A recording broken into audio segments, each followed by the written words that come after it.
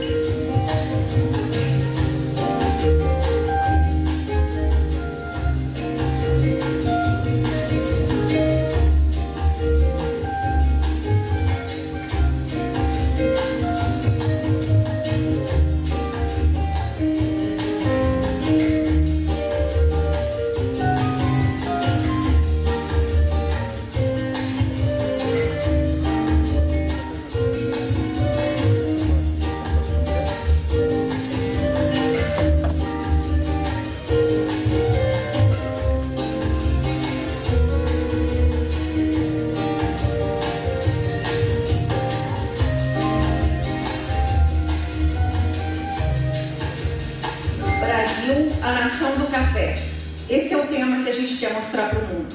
O Brasil, o café encontrou no Brasil a sua vocação.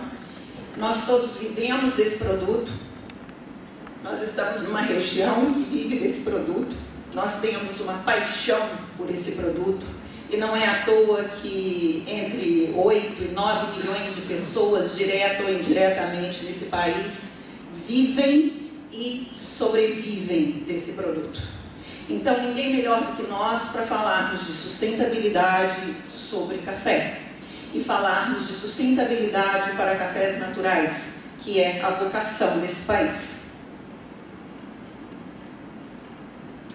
A BSCA é uma associação, é a Associação Brasileira de Cafés Especiais, uma associação que foi fundada em 1991, com o objetivo, ela tem sede aqui em Varginha, com o objetivo principal de estar promovendo os cafés brasileiros, principalmente naquele momento fora do Brasil.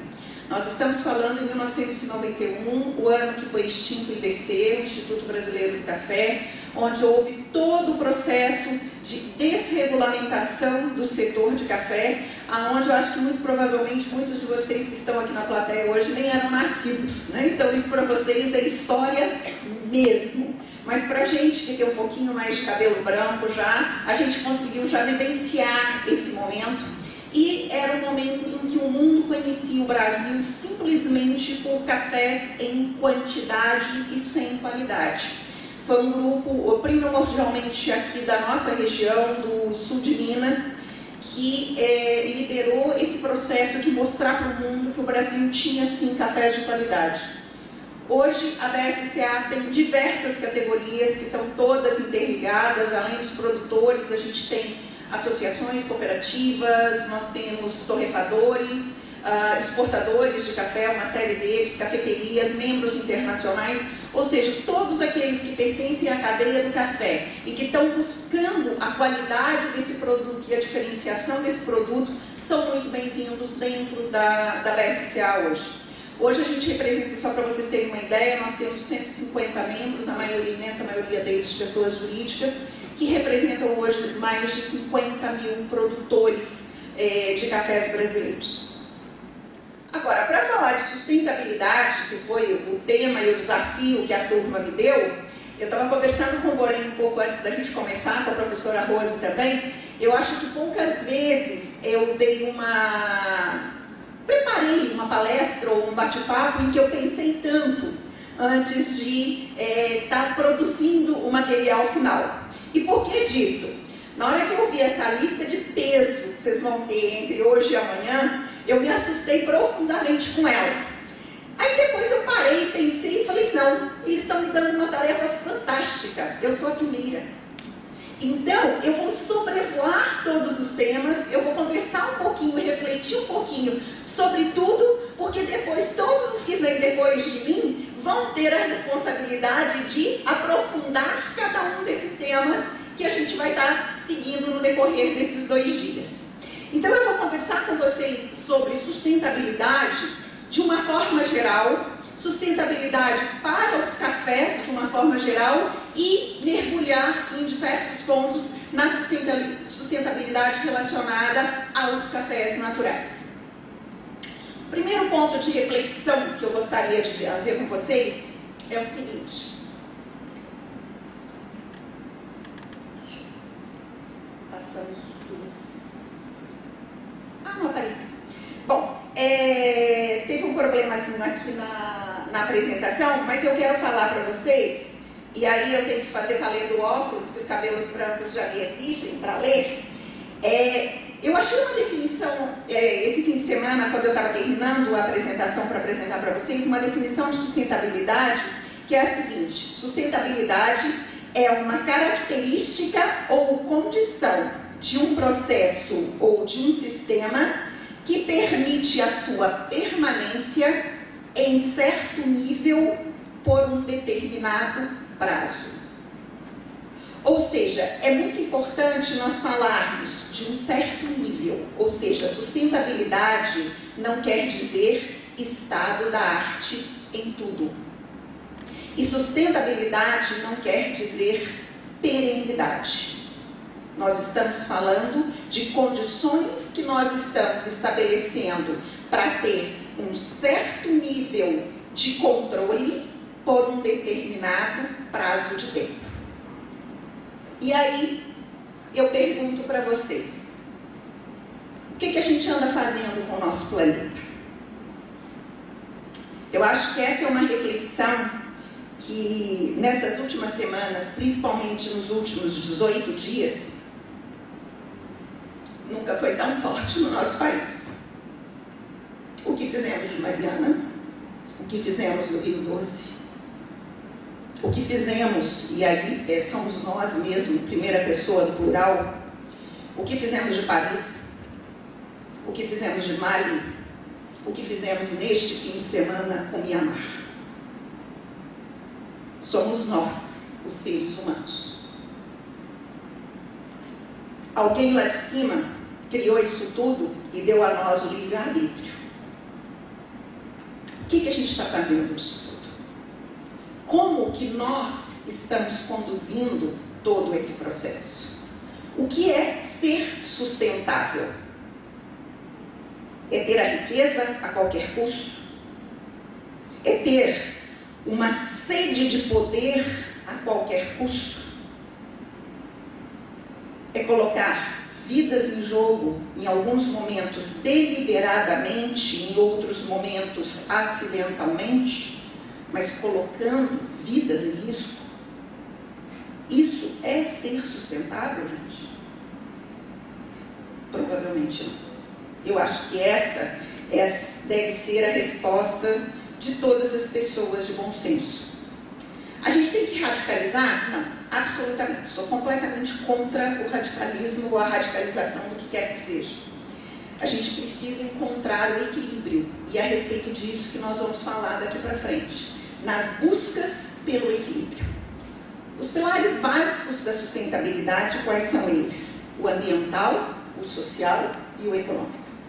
A gente sempre vai falar de que ter a sustentabilidade, eu acho que...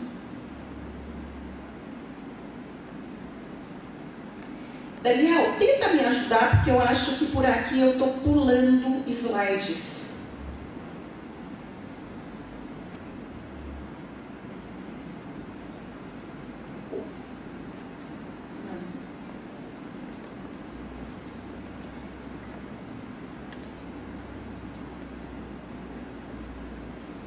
Testamos tudo antes, mas pelo visto não funcionou muito bem. Mas vamos lá.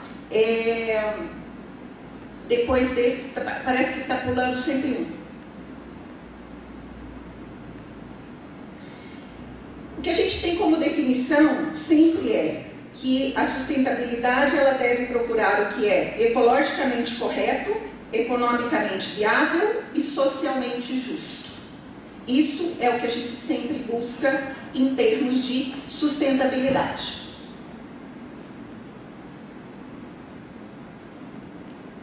Vamos ver se ele vai conseguir.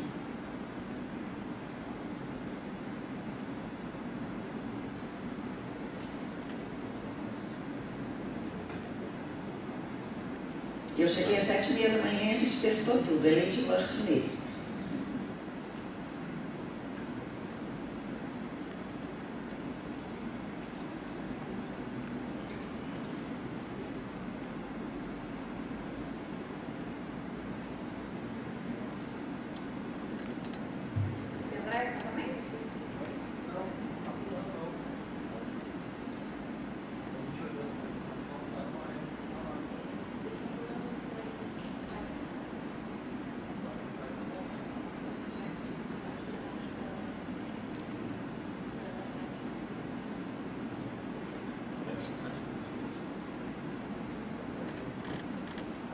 Bom, vamos seguindo aqui.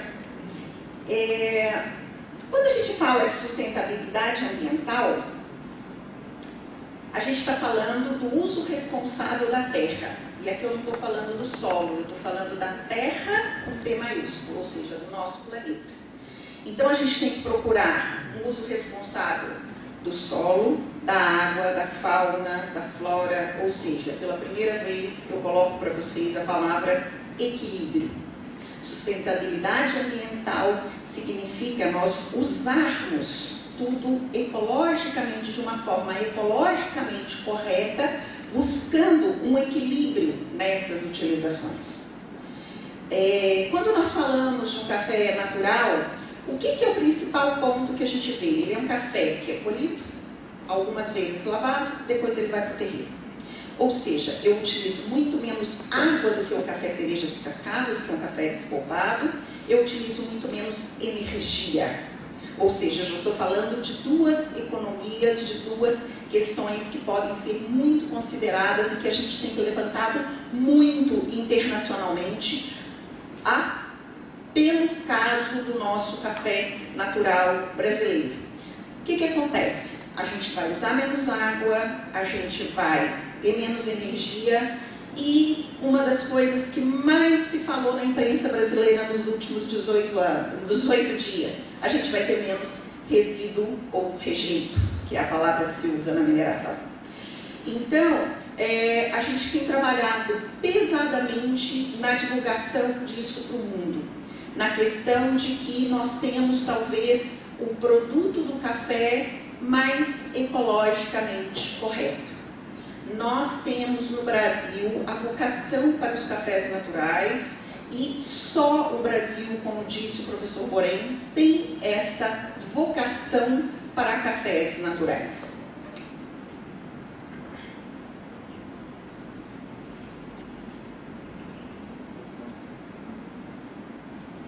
Eu não sei se vocês chegaram a ver esse mapa, ele foi divulgado sábado. É um mapa sobre a existência de água no planeta Terra, nos continentes.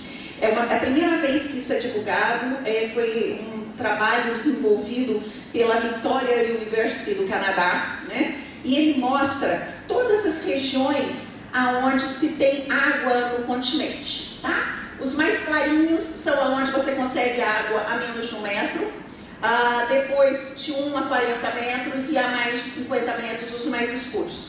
Nossa, Vanusa, então tem água pra caramba, né? Tem água para todo lado. Mas qual é o grande problema que existe com relação a essa questão da água e que a gente tem que tomar cuidado?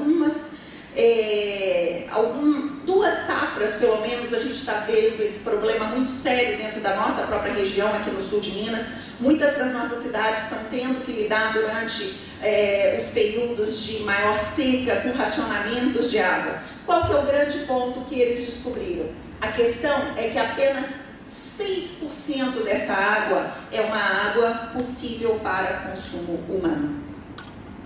É um trabalho bastante interessante. Quem não teve oportunidade de lê-lo ainda, ele está bastante interessante porque ele vai explicando inclusive os porquês dessas águas mais profundas não poderem ser usadas para consumo humano. Não é uma questão de dificuldade ou de alto grau de investimento para coletar essas águas. É o que eles consideram como águas podres ou águas mortas, que são águas que, como não tem movimentação, elas estão muito salinas ou elas têm uma série de composições que ainda não se tem possibilidade de fazer com que essas águas se tornem boas para consumo humano. Ou seja, a gente vai sempre falar nesse contexto de águas que estão limitadas. Ou seja, como nós vimos no começo no conceito de sustentabilidade, o prazo é determinado, o nível a gente define e nós vamos estar trabalhando o tempo todo com recursos limitados também.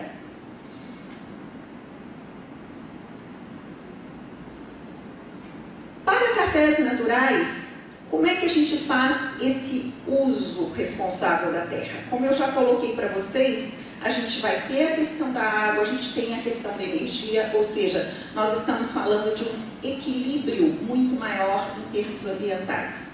O que isso se reflete na questão das certificações, principalmente das certificações de sustentabilidade?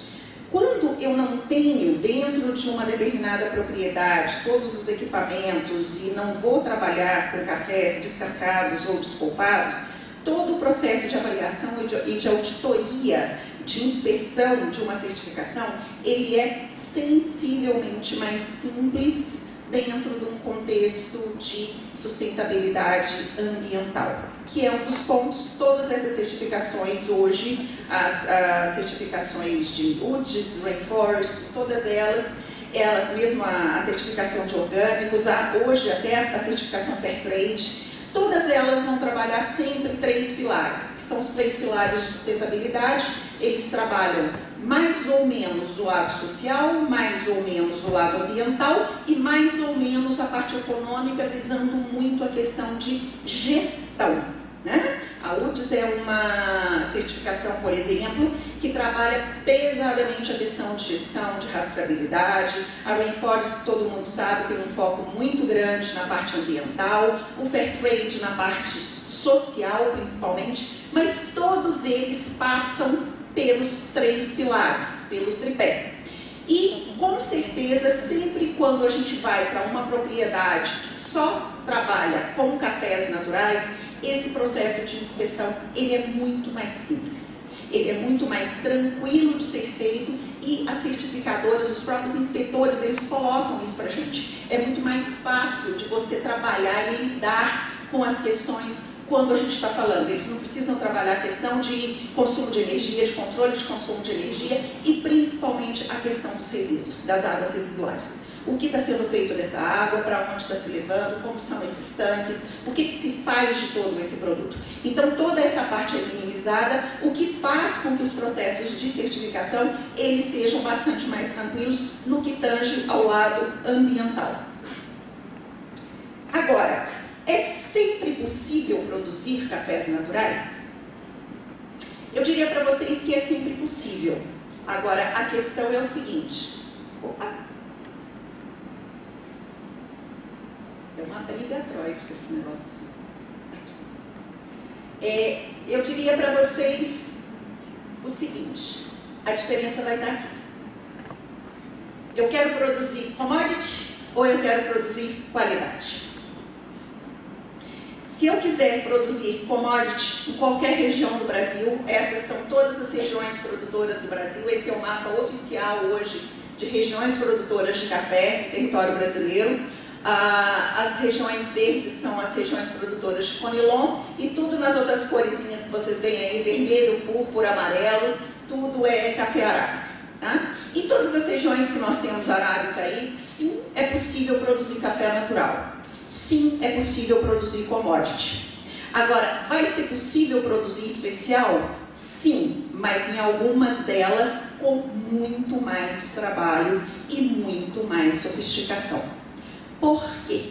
Porque nós temos regiões produtoras no Brasil, como a região das Matas de Minas, a região do Espírito Santo, nas montanhas do Espírito Santo, que são regiões que têm, durante o período, caracteristicamente, esses últimos anos não têm servido de regra, caracteristicamente períodos de safra extremamente úmidos. E isso com o café natural não combina muito. Eu não vou entrar nesses detalhes, porque vocês vão ter o doutor da área para falar com vocês sobre isso. É amanhã, Flávio, hoje à tarde.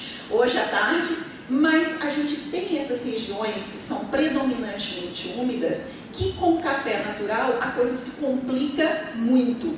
Então, elas conseguem ter café natural com qualidade?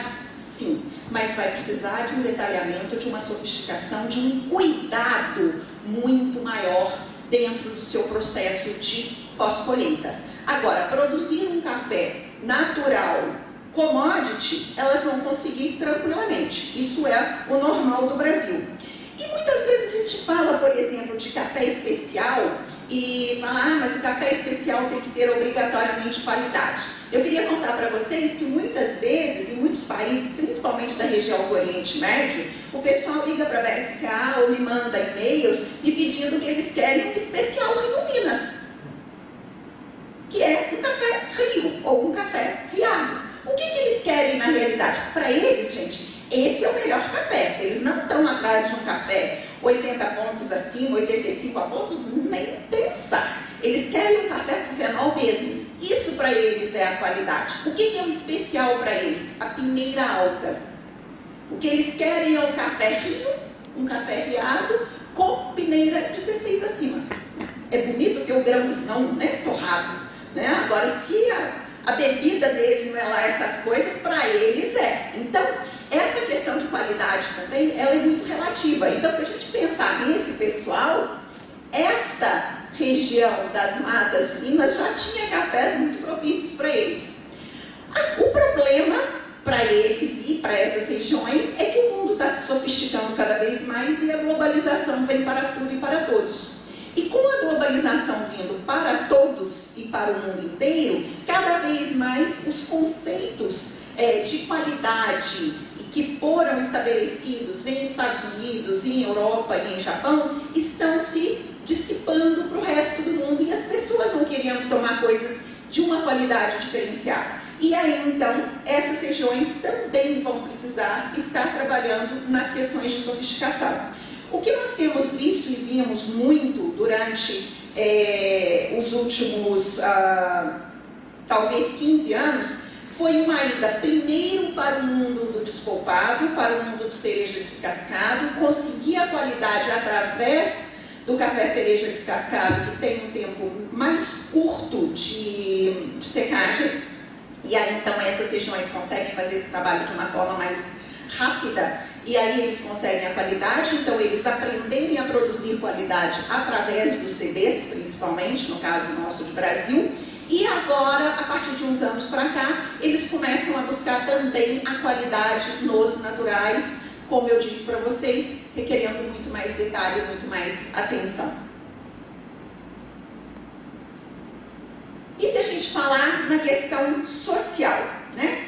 O que é um social para os cafés naturais? Né? A sustentabilidade no seu pilar social, ela sempre vai estar atrás do quê? Da valorização do ser humano, do seu bem-estar. Ela vai estar buscando educação, moradia, saúde, ela vai estar buscando o ego de cada um, o quanto que você está se autovalorizando. Isto é responsabilidade social, isto é sustentabilidade social, é ser socialmente justo. E como é que a gente lida com isso com os cafés naturais? É viável eu ter uma sustentabilidade social com os cafés naturais? A minha afirmativa é sim, por algumas razões que eu quero colocar para vocês. A primeira delas, mais de 80%, por mais que tenha aumentado a questão dos cafés cerejas descascados e despolpados no Brasil, mais de 80% da produção brasileira ainda é de cafés, continua sendo de cafés naturais. Os pequenos produtores, principalmente os sitiantes, os agricultores familiares, eles trabalham primordialmente com cafés naturais. E por que eles fazem isso? E essa é a grande maioria dos produtores brasileiros.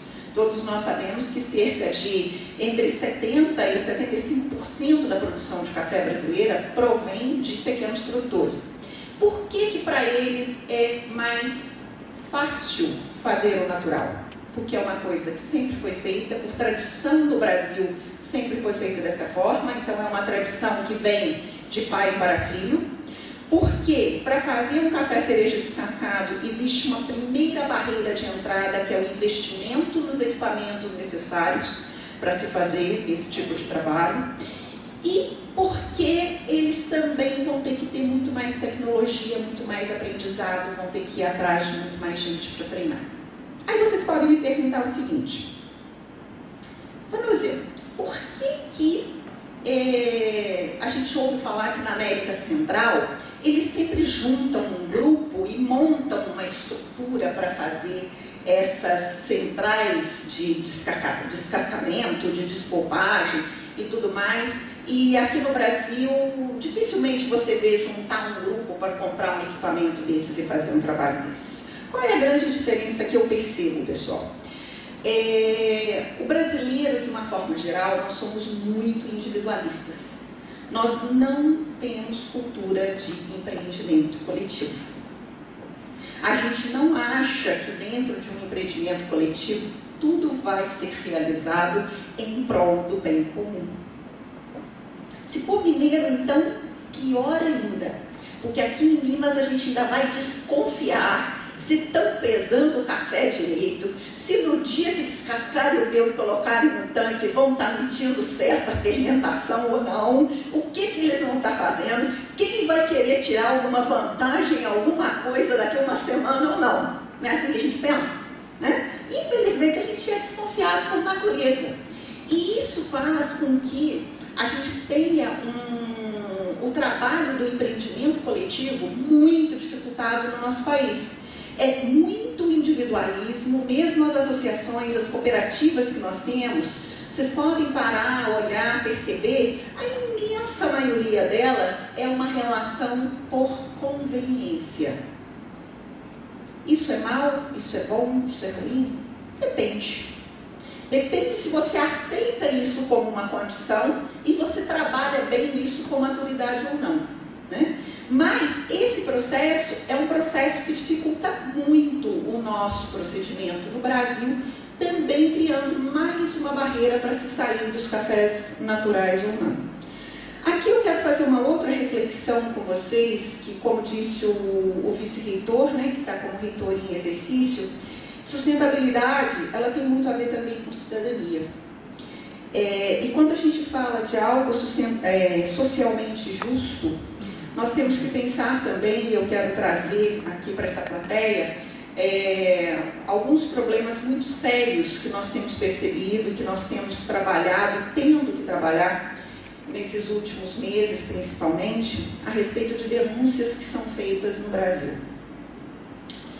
Há pouco tempo, eu vi uma matéria na TV a respeito daquelas festas na periferia de São Paulo, onde o pessoal colocava a questão, muitos de vocês devem ter visto, as festas com muitos adolescentes e tudo mais, aqueles adolescentes fazendo sexo no meio da rua e outros filmando, a polícia sem dar conta de resolver aquilo. E me chamou muita atenção de uma mãe. Ela deu uma entrevista, assim, cheia de si, achando que ela tinha toda a razão, e na realidade, pela realidade dela, eu acho que ela acha que ela tem razão mesmo, colocando que ela mora na mesma rua onde são realizadas algumas festas dessas em São Paulo. Ela tem uma filha de 15 anos que vive nessas festas, que foi uma das meninas que foi filmada nas condições que eu coloquei anteriormente. E ela acha que a culpa disso é da polícia. Ela colocou claramente que ela não dá conta da filha. E que quem tinha que tirar a filha da festa era a polícia. Porque ela não dá conta da filha de 15 anos. Agora, quando um agricultor familiar que arrenda uma terra, ele resolve levar o filho para ajudar, para conhecer, para aprender um ofício, se chega um fiscal, um auditor do trabalho, o dono daquela terra está correndo um seríssimo risco de ser acusado de trabalho infantil. Estamos tirando um adolescente das ruas, tirando os adolescentes de pontos de drogas, para ensinar a eles alguma coisa que lhes dê futuro. Mas as nossas autoridades podem estar considerando isso como um trabalho infantil. Isso acaba de acontecer há cerca de 3 semanas no interior da Bahia. Todos os nossos traficantes no Brasil, a gente sabe que eles aliciam todo mundo que está em volta deles para trabalhar por eles, né? As condições e as regras desse trabalho são extremamente conhecidas de todos, elas são públicas, né? Ninguém ainda considera isso muitas vezes um trabalho informal, né? Então, ninguém tem carteira assinada, ninguém tem nada disso, mas é considerado um trabalho. Por maior que seja a ameaça que esteja sendo feita à família e tudo mais. Infelizmente, a gente começa a lidar com situações como essa, considerando como sendo uma coisa natural, como sendo uma coisa usual.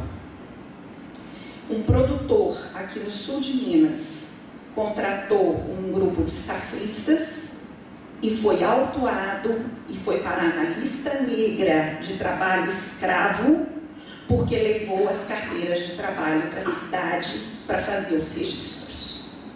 E o fiscal chegou e os empregados disseram que as carteiras não estavam com eles. Será que a gente consegue ser socialmente justo nesse país? Em condições como essas? Será que o nosso negócio consegue sobreviver com atuações que conseguem, de pessoas que muitas vezes encaram a sua posição ou a sua profissão se tornando mais realistas do que o rei? Hoje, pessoal, como uma das responsabilidades nossas enquanto BSCA é a representatividade do Brasil em termos de exportação de cafés, a gente está tendo que responder isso tudo lá fora. Porque alguém colocou o nome de uma fazenda numa lista negra sem sequer dar o direito ainda de defesa a esse produtor. Sem sequer dar direito a esse pai de explicar por que ele carregou esse menino para uma lavoura com ele. O que esse menino estava fazendo fora daquela lavoura.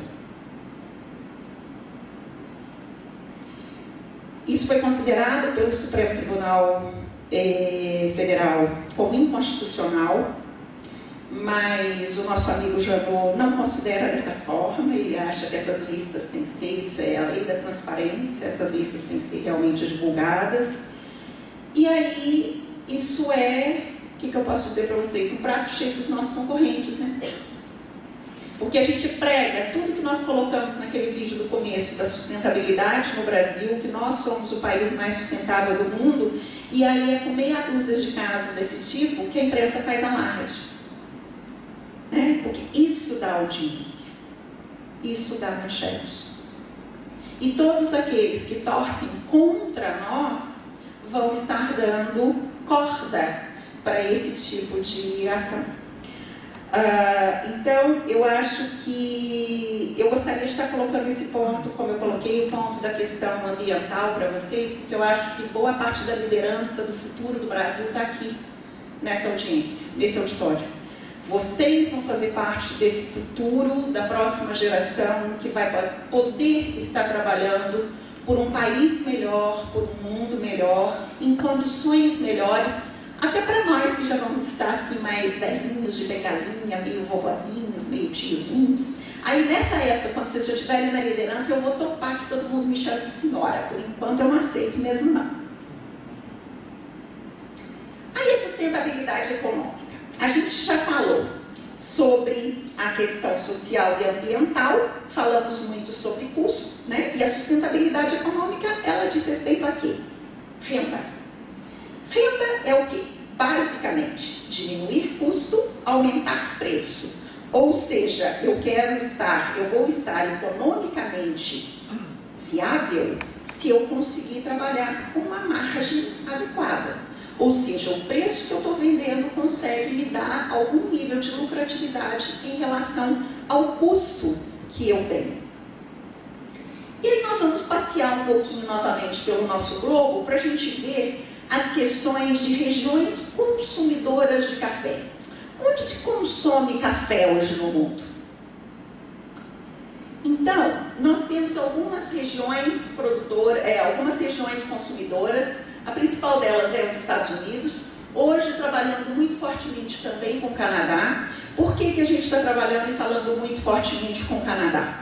Porque o Canadá, pelos acordos econômicos bilaterais que eles têm, hoje o Canadá ele importa muito café cru para industrializar e mandar esse café para os Estados Unidos sem tributação.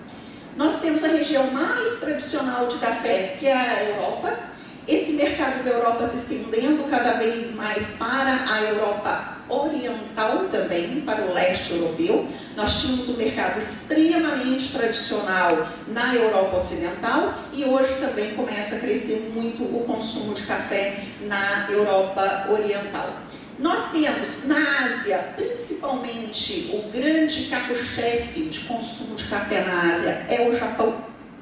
Hoje a gente tem um consumo extraordinário na Coreia também e começamos a trabalhar alguns países por aqui que também aumentam muito o consumo. Aqui nós temos um enorme ponto de interrogação chamado China. Ninguém sabe direito o que a China hoje está produzindo, está consumindo, está mandando para o Vietnã. Eu não sei nem qual a palavra, porque a gente não pode dizer que é exportando, porque oficialmente eles não chegam nem a exportar, mas passa para a fronteira do Vietnã para o lado de lá, vem da fronteira do Vietnã para o lado de cá, e hoje é um ponto de interrogação. A gente vai para a China, eu vou à China há 6 anos, 2 vezes por ano, e é latente o quanto está aumentando os números de cafeterias na China, o nível de qualidade de produto que está sendo oferecido na China, mas os números oficiais deles mantêm os mesmos. Não mudam, né? Então, é mais um dos mistérios que nós temos dentro da questão de mercado chinês. E aí nós temos a Oceania, capitaneada por Austrália, que é o grande consumidor de café. Quem dessa turma gosta de café natural, né? O Japão, gente, toma café natural, se for bom, de joelhos. O professor Borém já teve a oportunidade de acompanhar isso comigo algumas vezes, alguns de vocês que estão por aqui também já tiveram a oportunidade de acompanhar isso, né? Os japoneses amam os cafés naturais brasileiros. Eles são os nossos maiores estandartes dentro desse mundo. Na Europa, eles gostam muito do nosso café natural, mas eles usam muito o nosso café natural como base para blend de espresso, né? Então, existe muito consumo do café natural brasileiro, talvez seja um dos lugares que mais se consome café natural brasileiro, depois do Japão, café natural de qualidade, mas eles ainda usam em blends para espresso, ou seja, eles misturam com algumas outras origens no nosso café para estar fazendo os expressos, que é a grande característica do europeu, é tomar o café expresso. No Japão, eles tomam muito café filtrado, muito café gelado, não é tanto o café expresso, e aí eles preferem muito mais o café natural. A grande surpresa, como disse o professor Borém mais cedo aqui, que nós tivemos foi aqui nos Estados Unidos. Estados Unidos compram um horror de café natural brasileiro commodity. É disparado, é o maior consumidor, é o maior cliente do Brasil. Agora eles têm uma resistência enorme a comprar o nosso café natural de qualidade, né? Isso tem algumas razões culturais, mas há pouco tempo a gente descobriu uma razão técnica. Eles não sabem torrar o nosso café natural. Eles querem torrar o nosso café natural como se estivessem torrando um café despolpado da América Central. E aí vira um horror. Fica terrível. Não tem outra palavra para dizer.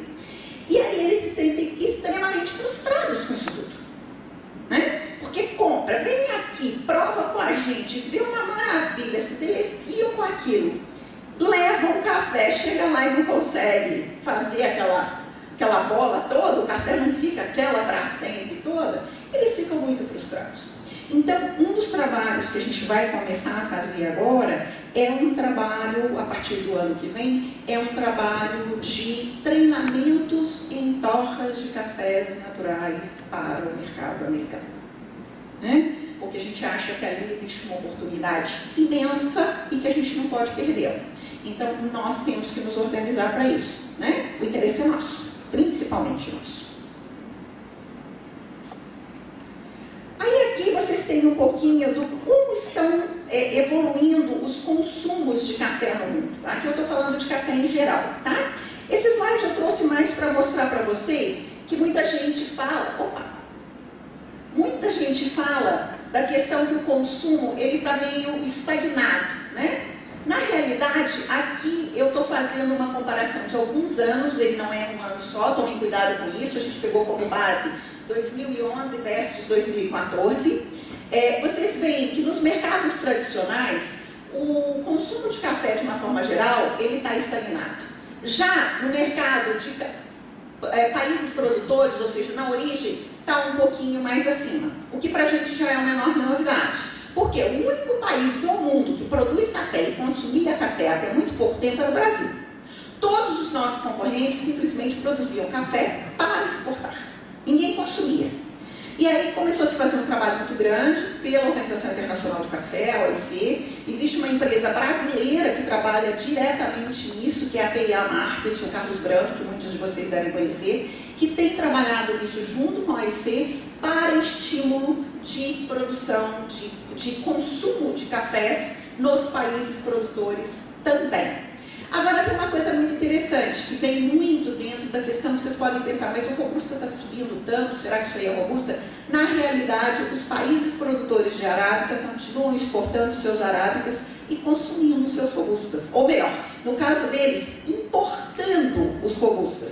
E no caso nosso de Brasil, a gente está consumindo cada vez mais o Conilon, porque a gente está tendo cada vez mais mercado para os nossos arábicas lá fora, né? E aí a gente está ficando cada vez mais com um percentual do blend do café que é consumido no Brasil, principalmente os cafés tradicionais ou cafés de combate, se a gente quiser chamar assim.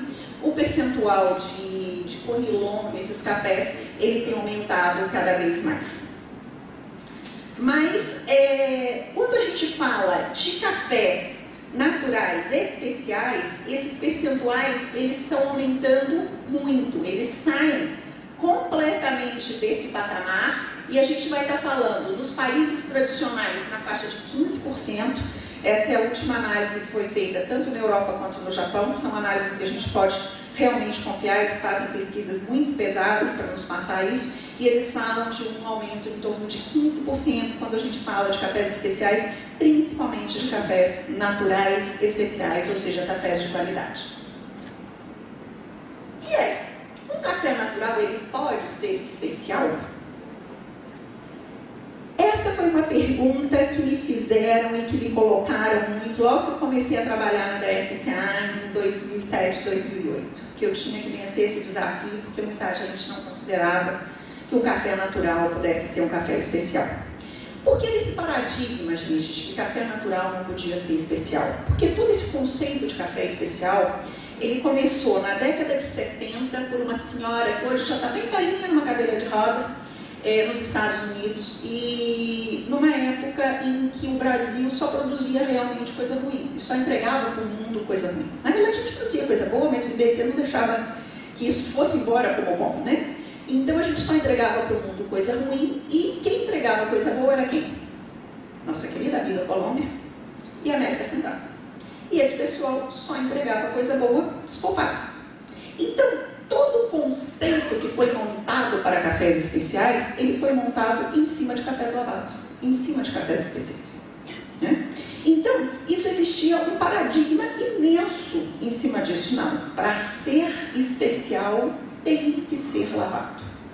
Quando começaram as máquinas de descascar aqui no Brasil, que surgiu essa metodologia, essa tecnologia, a gente começou a participar desse mundo, eles abriram uma exceçãozinha para os CDs, principalmente quando a gente começou a ter os concursos nacionais de qualidade, o Cup of Excellence, que nasceu aqui no Brasil, né, que é esse aí o símbolo, em 99, e a gente começou a ter cafés, CDs premiados no Brasil. Aí eles começaram a falar, bom, a gente tem que se render a isso. Os CDs também, ou semi-lavado, né, como muitas vezes eles nos colocam, né, fica aquela coisa parecendo um banhinho de gato, para não dizer que é lavado, mas a gente vai ter que se render que nesse mundo tem café especial também. Mas aí eu me lembrei, quando eu estava montando essa apresentação para fazer para vocês, de um documento que eu vi há alguns anos, tem muito pouco tempo, tem 2 anos que o Brasil entrou no contrato C de Nova York, que é um contrato para cafés lavados e hoje para os CDs que o Brasil entrou. Há cerca de 5 anos, não tem tanto tempo assim, gente, eu li documentos que foram entregues para o Congresso americano, do pessoal todo que fazia lobby para o Brasil não entrar no contrato C da Bolsa de Nova York, documentos feitos por instituições extremamente respeitadas, inclusive a Associação Americana de Cafés Especiais, colocando que o Brasil definitivamente não tinha que estar no contrato C. Porque no Brasil a gente tinha pouquíssimo café lavado ou CD, e que o nosso esquema era o café natural e o café natural de péssima qualidade, obviamente. Era assim que vinha escrito no texto, obviamente, né? O primeiro dia que eu vi aquele material, eu tive vontade de subir pelas paredes, a primeira vez que eu vi aquele documento. Falei, não adianta eu fazer isso, eu tenho que procurar o presidente da SCAR. E eu fui conversar com ele. E fui entender as razões dele para colocar alguma coisa daquele tipo. Falei, não, a gente tem que reverter essa situação, a gente tem que fazer alguma coisa de diferente. E foi aí que a gente começou a fazer uma aposta com a própria ACE, que é a Alliance for Coffee Excellence, que coordena os Cup of Excellences no mundo. A gente fez uma aposta com eles em 2010, para que na safra de 2011 a gente tivesse um concurso exclusivo para cafés naturais no Brasil. Eu não sei se todos aqui têm conhecimento, provavelmente não, de todas as regras do CUP. O CUP, ele é feito da seguinte forma: todos os cafés que ficam com média acima de 85 pontos ganham. Não existe assim um esquema de 5 ganhadores, 10 ganhadores. Todo mundo que ficar acima de 85 pontos ganha e vai para o leilão e internet. Aí a pergunta que o conselho da ACE me fez foi a seguinte: e se não tivermos ninguém? A gente faz o concurso, vocês bancam essa história, a gente monta uma cerimônia, porque ainda tem o seguinte: o concurso do CUP, a gente faz as provas até a hora do almoço e a premiação é às 5, 6 horas da tarde. Não tem uma coisa assim de um aviso prévio, 2, 3 semanas para preparar, o que vai falar, nada disso. Né? O negócio é no peito e na raça. Por quê? Porque nessa última etapa, a gente recebe normalmente entre 20 e 30 juízes internacionais. E a gente quer que eles tenham a oportunidade de conhecer os ganhadores. Então a gente junta todo mundo no mesmo dia. Talvez seja dos dias mais ensandecidos que eu tenho na minha vida todos os anos. Mas é assim que a gente faz. E aí eles me perguntaram: e se chegar nessa hora e não tiver ninguém para anunciar?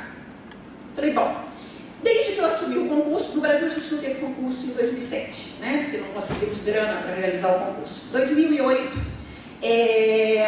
a gente retomou os concursos e foi quando a BSA me convidou para estar fazendo a coordenação, e a partir daí eu passei a fazer as coordenações, já fiz coordenação de 13 concursos no Brasil. Desde que eu comecei em 2008, quem faz o anúncio sou eu, dos ganhadores. Aí eu falei para os conselhos da ACE, falei, quem vai pagar o mico sou eu. Se tiver aqui com o microfone e dizer, olha, parabéns a todos pela participação, entregaremos prêmios de consolação a todos, mas não teremos leilão. Eu vou ter que dizer isso. E pronto, eu estou disposta, eu encaro. Primeiro ano, primeiro concurso que a gente teve, nós tivemos juízes da Inglaterra e do Japão que deram nota 100 para 2 dos cafés naturais que nós tínhamos na mesa. Nós tivemos 18 ganhadores que foram para o leilão. E, a partir daí, isso se tornou uma prática. Uma prática tão interessante que, no ano passado, a Starbucks resolveu entrar nessa brincadeira. A Starbucks não participava dos leilões, nem dos concursos. A Starbucks sempre foi contra essas questões todas de concurso. Eles entraram nessa brincadeira, eles fizeram questão de mandar a principal compradora da Starbucks Reserve para o Brasil como juíza do concurso em janeiro desse ano, que foi da safra de 2014, e ela comprou o primeiro colocado. Essa daqui é a fachada da Starbucks Reserve em Seattle. Essa foto foi tirada em abril, quando eles colocaram o café do Sítio Baixadão, o café mais caro já vendido pela Starbucks no mundo, um café natural brasileiro de um sítio ali de Cristina. Assim se entra e se ganha um mercado. E aí nós temos uma figurinha carimbada que muitos de vocês devem conhecer, o Luiz Paulo da Carmo Coffees. Luiz Paulo foi fazer algumas visitas esse ano à América Central e eu pedi a ele essas fotos para mostrar para vocês. Café natural pode ser especial ou não? Essas fotos foram tiradas na Nicarágua. A turma da Nicarágua fazendo testes de café natural. Toda a América Central está tentando fazer café natural desesperadamente.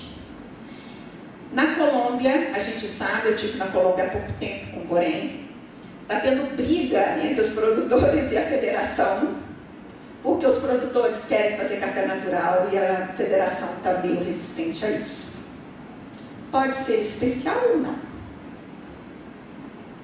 Agora, aqui, nessa última foto de lá, a gente tem um desafio, que é um desafio para todos nós. É a tecnologia do natural que eles estão querendo que dê certo, sendo aplicada em nanolotes. Isso nós não temos ainda culturalmente. E aqui, se der certo, vocês imaginam o quanto eles vão conseguir vender uma saquinha dessa porque cada nanolote desse vai dar no máximo 2 sacas de café. Então, esse é um desafio que eu coloco para vocês, tá? Para a gente continuar na mídia, continuar bem na foto, continuar trabalhando, talvez alguns de nós tenhamos que partir para experiências malucas como essa, tá? Para a gente continuar tendo os cafés vendidos a 15, a 20, a 30 dólares a litro, que é o que esse pessoal aqui pretende ter, se conseguir um café bom, tá? Essas fotos são de uma fazenda de um grande amigo nosso, na Nicarágua, mas a gente sabe que isso está acontecendo direto. Bom, e para concluir, todo mundo sabe que o pessoal em Brasília, a turma toda que já me conhece há muito tempo, todo mundo sabe que eu sou sempre para cima, né? Eu estou sempre vendo o lado bom das coisas, eu não gosto de me queixar de nada. E eu acho que é importante, apesar da gente ter passado um ano que a gente andou de lado ou meio de marcha ré, né? Porque infelizmente foi assim o nosso ano e não está terminando melhor, a gente precisa sempre estar tentando de um limão fazer uma limonada ou um mousse de limão ou quem sabe até uma caipirinha para comemorar, né? A gente sempre tem que estar olhando o lado bom das coisas.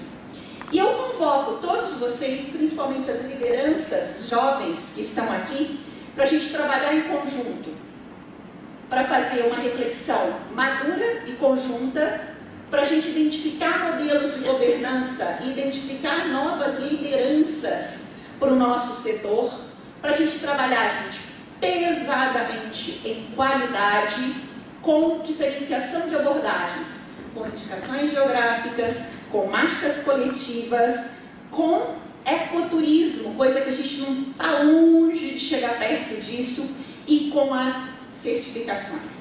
Eu acho que essas são as oportunidades mais firmes que nós temos. Nós temos lugares maravilhosos e que a gente poderia estar trabalhando de formas fantásticas. Como foi dito no início, a minha tese de doutorado é sobre posicionamento competitivo e eu estou fazendo comparativos entre cafés e vinhos. O pessoal do Chile e da Argentina me colocou o seguinte: aqui a gente trabalha e explora o turismo pesadamente, Vanúzia. A gente tem um único ponto de beleza, a Cordilheira dos Andes. Em qualquer um dos vinhedos que você vai, todas as bodegas que você vai ter como vista a Cordilheira dos Andes. Com a quantidade de vistas maravilhosas que vocês têm por perto nas regiões de cafés do Brasil, por que não explorar o turismo junto? E eles estão dispostos a nos ajudar a fazer isso. Agora, qual que é a fórmula para a gente fazer isso? A última não vai dar. Conhecimento e mobilização. Obrigada, gente.